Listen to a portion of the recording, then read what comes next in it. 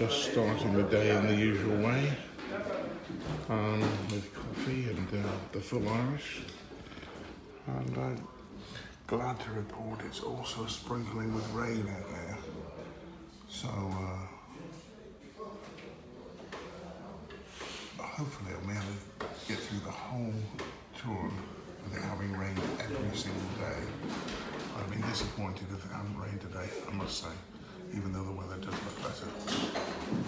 Just met Mike Golden, who lives near the chocolate factory on the Ring of Kerry, and another guy who seen me on Facebook. I'm taken after my father being a bit of a self-publicist, I'm afraid.